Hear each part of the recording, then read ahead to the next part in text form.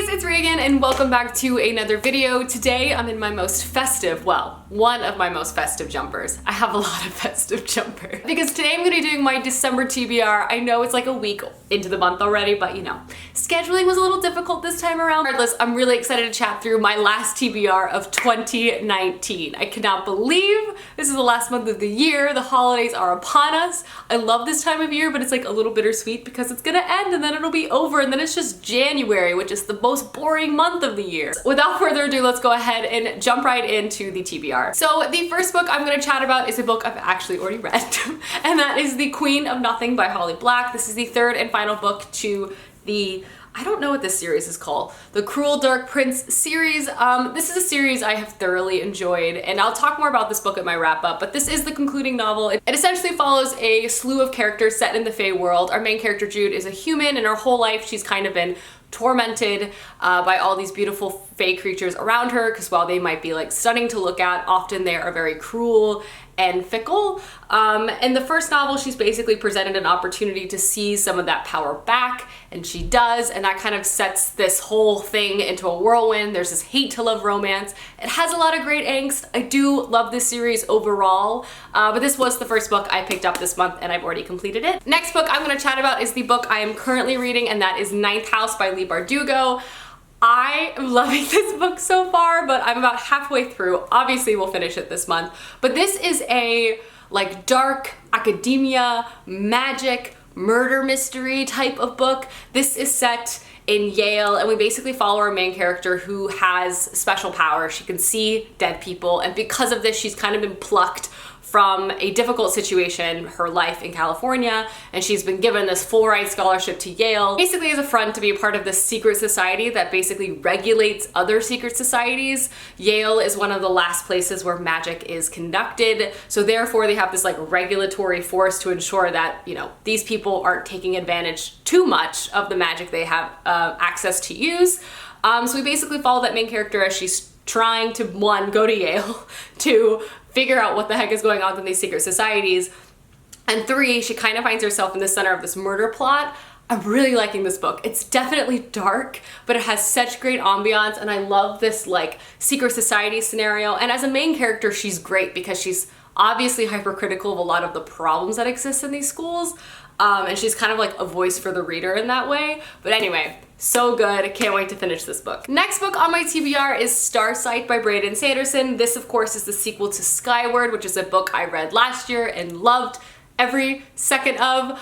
I obviously love Brandon Sanderson. This book being on my TBR should really be no surprise. But if you're not familiar with this series, this is Brandon Sanderson's YA science fiction story. We follow our main character Spensa, who lives on a planet that has been repopulated by humans, and they basically like fled Earth and now they're settled in this new place. This new colony of humans really highly prizes honor and bravery, and as a colony they're also constantly under attack by some sort of invading force, so the military is also highly prized, and like pilots, super like sought after position within this world. Our main character really wants to be a pilot. However, she's been kind of shunned by society because her father, who was once a super famous pilot, fled, and this is viewed as like the most extreme act of cowardice, and it's kind of also then stamped her as an unsavory individual.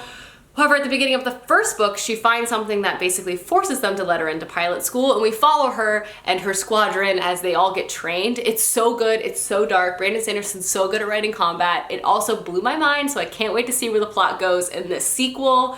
Yeah, I have a feeling this is gonna be amazing. Brandon Sanderson has never let me down, so really pumped to pick this up this month. From there, I wanted to include a lighter option on my TBR, something maybe with some romance and some good humorous times. So I picked The Dangerous Alliance. This is a ostentatious romance novel, and it really intrigued me because it is set in the same era as Jane Austen. The character lives in a time period where she was reading Jane Austen novels like contemporary novels. They were like directly related to their lives at the time of publication.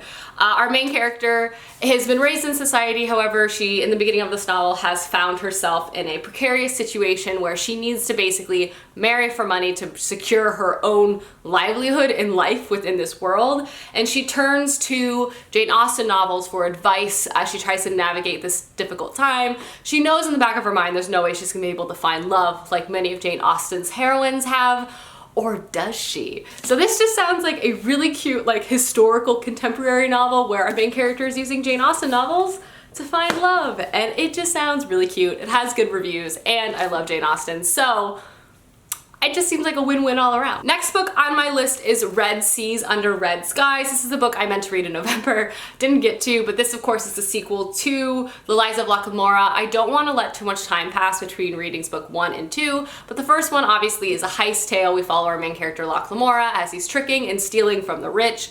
This is going to be the continuation of his tales of mayhem, and I can't wait to see where it takes us. I honestly don't know how this series is going to expand, but I just know it will, but I'm very curious to see how the plot is gonna like grow, because this is gonna be a 7 or 8 book series. So I'm just interested to see how Scott Lynch is gonna kind of do that. Regardless though, I hope to read this month, and I plan to read it this month. Last 2 books of the TBR I'm gonna quickly buzz through because they're kind of carryovers to books I wasn't able to get to. The first one is Harry Potter and the Order of the Phoenix. I have been rereading Harry Potter books this year, and I really want to at least start the Order of the Phoenix in the month of December. This is actually, I think, my favorite of all of the ones.